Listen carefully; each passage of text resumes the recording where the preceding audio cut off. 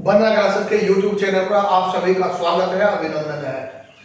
आज का जो टॉपिक हमने लिया है, सिलेक्ट किया है, एक्सपोनेंट्स, और ये जो है अलग अलग क्लासरूम में ये पढ़ाया जाता है।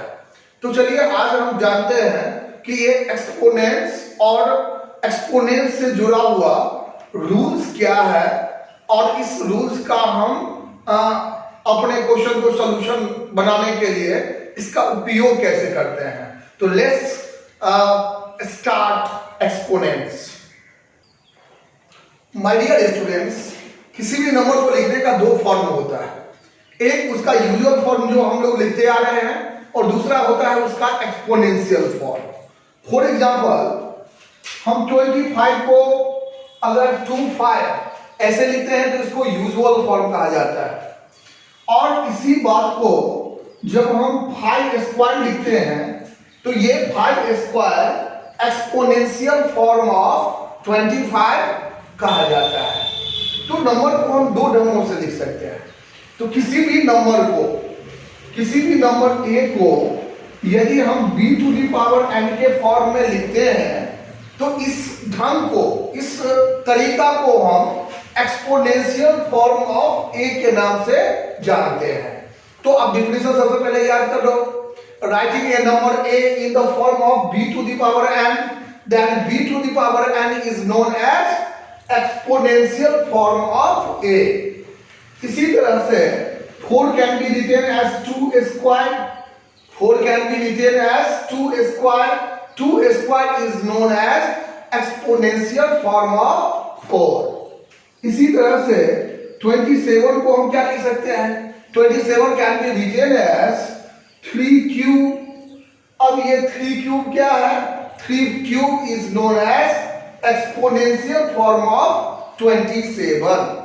अब ये जितने सारे नंबर्स हैं हमने इंटीजर लिया है, इसी तरह से रेशनल नंबर को भी आप आसानी से रिप्रेजेंट कर सकते हैं। जैसे 4/9 है, 4/9 can be written as 2/3 whole square. अब यहां पर 4/9 को 2/3 के स्क्वायर के फॉर्म में लिखना, यह कहा जाता है एक्सपोनेंशियल फॉर्म ऑफ 4/9। तो माय डियर स्टूडेंट्स, आप किसी नेचुरल नंबर को, होल नंबर को, इंटीजर को या रेशनल नंबर को उसके एक्सपोनेंशियल के फॉर्म में लिख सकते हैं। अब यहां पर यह जानना जरूरी है कि अगर कोई एक्सपोनेंशियल फॉर्म में है, अगर a to the power m लिखते हैं, अब यहां पर इंटीजर के केस में a to the power m, अब यहां पर a कोई इंटीजर है तो यहां पर a और m का क्या नाम है। जब किसी नंबर को हम a to the power m के फॉर्म में लिखते हैं तो यहां पर a is called base. a को क्या कहा जाता है, बेस कहा जाता है। And what is m b से, और m को पावर या इंडेक्स के नाम से जाना जाता है। इसको क्या बोलते हैं, पावर या फिर इंडेक्स या फिर एक्सपोनेंट। आगे समझ में, तो अलग अलग नामों से इसको हम जानते हैं। तो अब यहां पर पावर है, इंडेक्स है, एक्सपोनेंट है, अलग अलग नाम से इसको हम जानते हैं। तो ये a is known as base and m is known as power और एक्सपोनेंट। चलिए अब यहां पर a to the power m है, इसी तरह से अगर कोई number a/b to the power m होता है तो फिर यहां पर भी वही बात है, a/b is known as base and m is known as power. तो ये हो गया बॉस पावर और a/b is known as base. तो एक्सपोनेंट फॉर्म में बेस और पावर, ये दो बात आपको समझना जरूरी है। अब यहां पर बात करते हैं, जब a to the power m लिखा हुआ रहता है तो इसका क्या मतलब होता है। तो when the number is written in the form of a to the power m, it means a is multiplied by a how many times, m times। Actually इसको m टाइम्स मल्टीप्लाई किया गया है। जैसे अगर हम 2 to the power 5 लिखते हैं तो इसका क्या मतलब है? इसका मतलब होता है 2 is multiplied by 2 is multiplied by 2 is multiplied by 2 how many times? 5 times इसको मल्टीप्लाई करते हैं। उसी तरह से 3 to the power 3, तो अब इसका क्या मतलब है? इसका मतलब है कि 3 is multiplied how many times?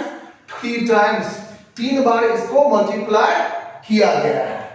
उसी तरह से अगर कोई नंबर रेशनल के फॉर्म में है और इसके ऊपर में m पावर है, इसका क्या मतलब है? इसका मतलब होता है a upon b into a upon b into a upon b how many times?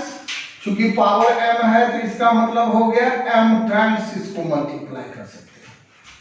अब इसी बात को एक और है ढंग इसको लिखने का। अब a upon b to the power m जो है इसको हम a इंटू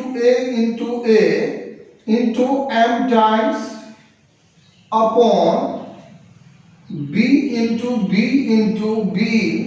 इंटू कितना टाइम्स? m times. अब इसको हम ऐसे भी समझ सकते हैं। तो जब कोई नंबर जो है रेशनल के फॉर्म में रहता है तो अगर रेशनल के पावर अगर यहाँ पर a upon b to the power m है, इसका मतलब है कि a is multiply by a how many times? m times. इसको m टाइम्स मल्टीप्लाई करते हैं। उसी तरह से b को भी, डिनोमिनेटर को भी हमको कितना टाइम्स करना है? तो m टाइम्स करेंगे। फॉर एग्जांपल अगर 1 अपॉन 2 टू दी पावर 5 है, अब इसका दो मतलब आपको समझना है। एक मतलब तो ये हो गया कि 1 upon 2 into 1 upon 2 into 1 upon 2 into 1 upon 2 into 1 upon 2 5 times आपको लिखना है। तो एक तो तरीका ये है। दूसरा तरीका अगर 1 अपॉन 2 टू दी पावर 5 है तो सब student can be written in different approach. इसको 1 into 1 into 1 into 1 into 1 5 times लिख सकता है और इसके डिनोमिनेटर को भी 2 into 2 into 2 into 2 into 2 how many times? इसको 5 टाइम्स लिख सकता है।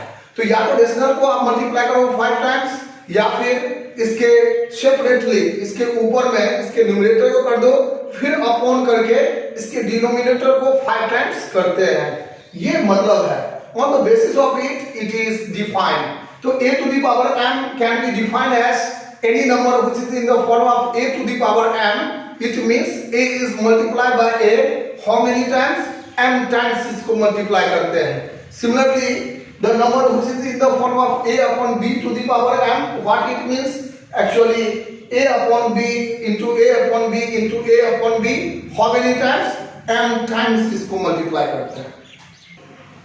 अब हम बात करते हैं कि लॉज ऑफ एक्सपोनेंट्स का या फिर इंडिसेस का। तो ये जो लॉज है ये अलग अलग ढंगों से है और इसी के बेसिस पर हम क्वेश्चन को सॉल्व करते हैं।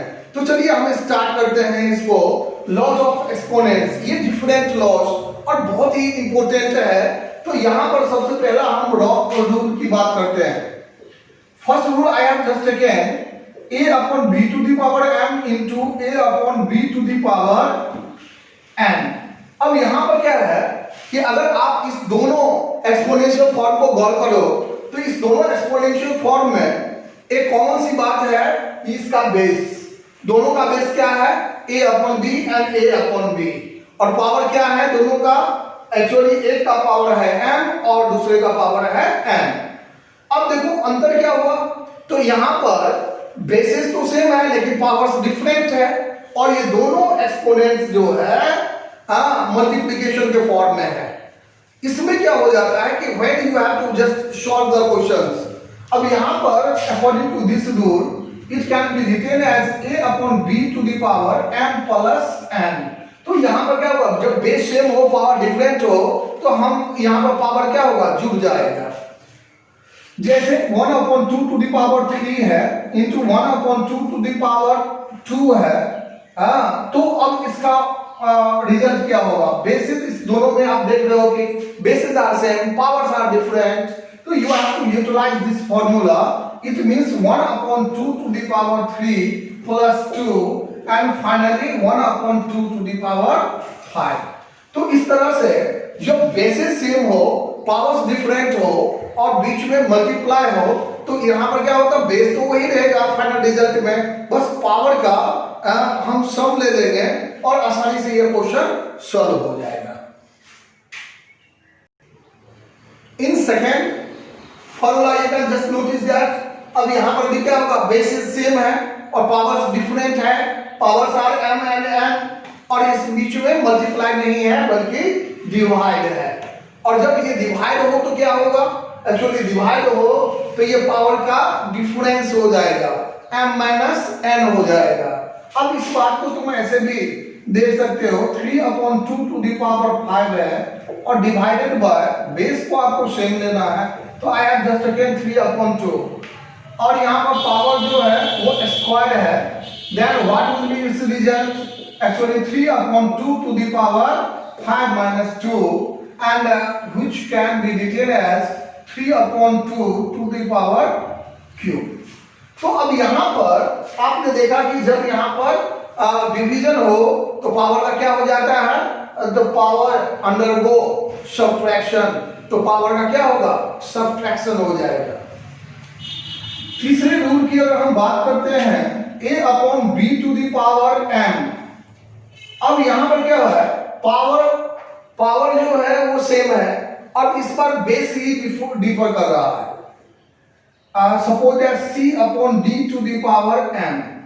अब यहां पर क्या देख रहे हो, यहां पर देख रहे हो कि बेसिस डिफरेंट है, a/d and c/d, whatever powers are same, दोनों का पावर क्या है, सेम है।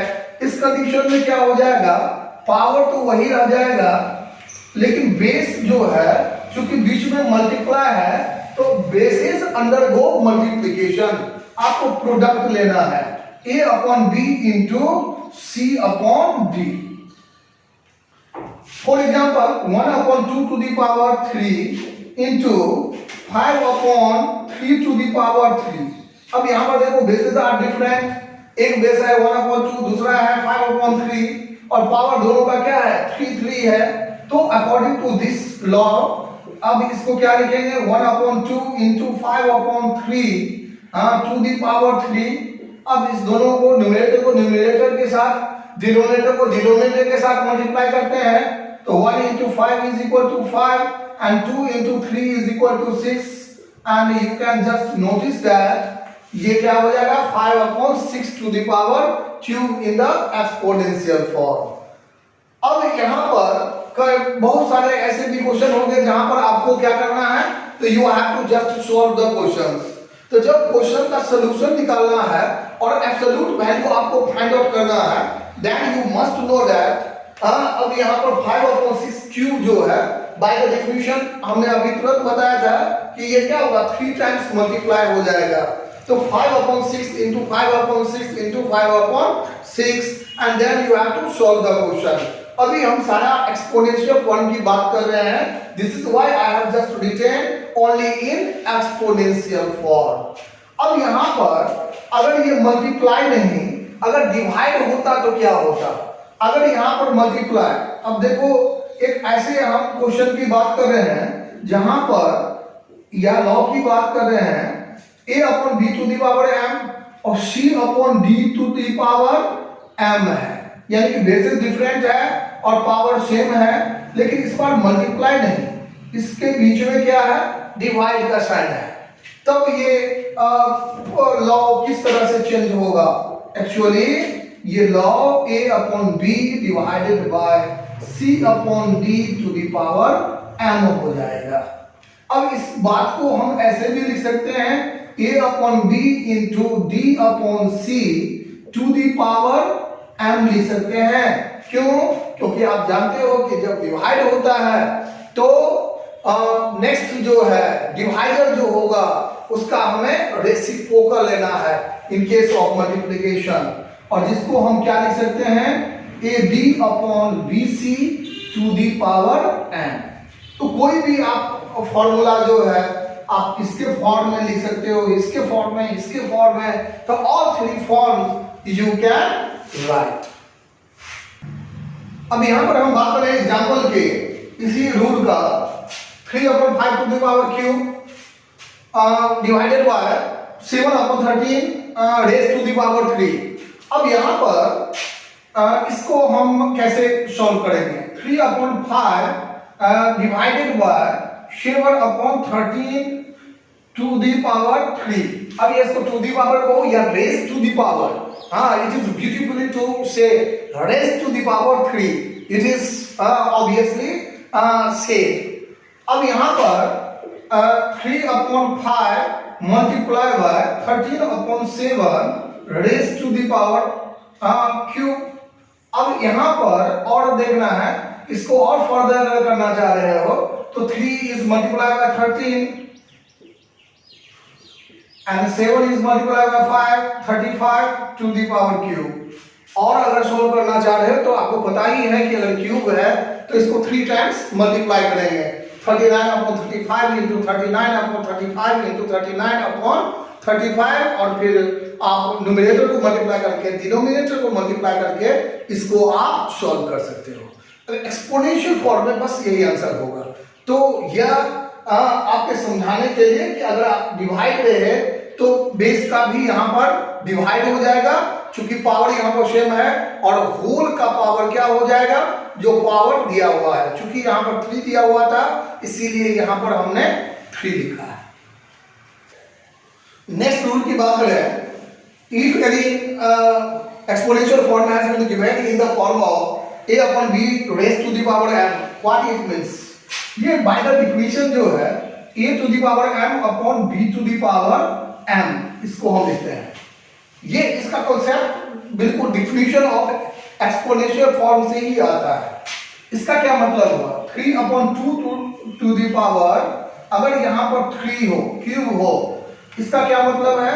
इसका मतलब हो गया 3 to the power 3/2 to the power 3, और अगर पावर 3 रहे तो इसे क्यूब कहा जाता है। तो it can be said to be 3 cube upon 2 cube. तो इस तरह से हम क्वेश्चन को सॉल्व कर सकते हैं। नेक्स्ट रूल की अगर हम बात करें, if a/b to the power m and whole to the power n, जब पावर का पावर है, अब यहां पर a/b का पावर कितना दिया हुआ है? इस रेशनल नंबर का पावर m दिया हुआ है, और फिर whole to the power m दिया हुआ है। जब इस तरह के फॉर्म में दिया हुआ है तो कोई दिक्कत की बात नहीं है, आपको बेस लिख लेना है a/b, और ये पावर जो है अंडर वो मल्टीप्लिकेशन, ये पावर जो है वो आपस में मल्टीप्लाई हो जाएगा। तो a/b raise to the power m into n, जिसको सिंपली हम a/b to the power mn के भी फॉर्म में हम लिख सकते हैं। फॉर एग्जाम्पल, अगर यहाँ पर एग्जाम्पल की बात करें, suppose that 7/5 raise to the power 2 and whole to the power 3।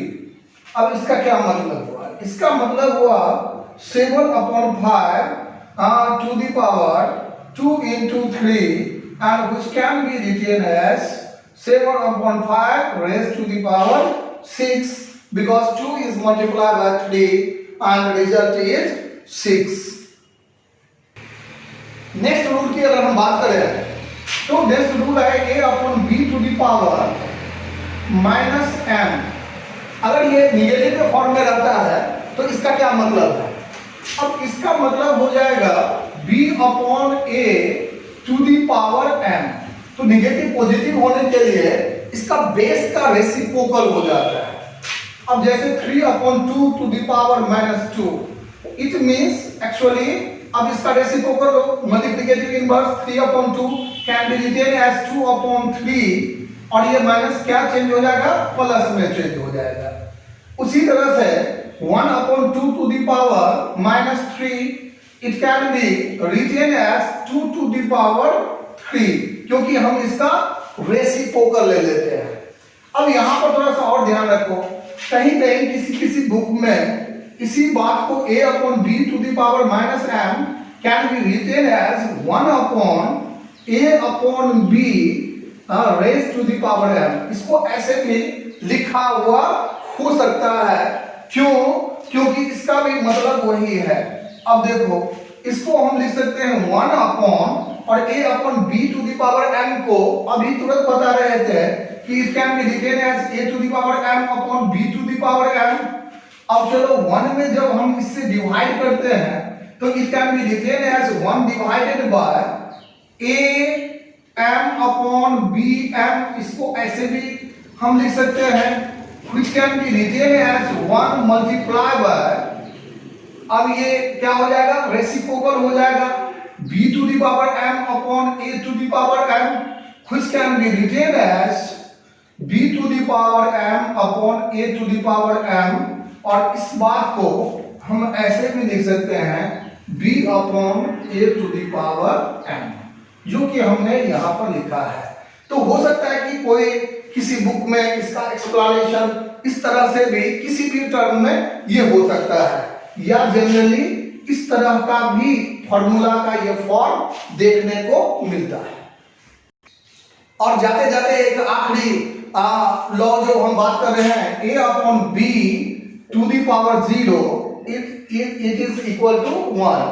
अब यहाँ पर for example 1 upon 2 to the power 0, किसी का भी पावर हो, किसी भी रेशनल नंबर का अगर पावर 0 होता है तो उसे 1 कंसीडर किया जाता है। तो कोई भी लॉ इस तरह का मिले 3 upon 2 to the power 0 is equal to 1। तो ये जितने सारे लॉज हैं इसको याद कर लेना है। उम्मीद है कि आपको समझ में आया होगा। अगर आपको समझ में आया है तो इस चैनल को जरूर आप सब्सक्राइब करें, और अगर आपने अपने दोस्तों के साथ शेयर नहीं किया है तो इस वीडियो को जरूर शेयर करें। सुरक्षित रहें, खुश रहें। Thank you very much.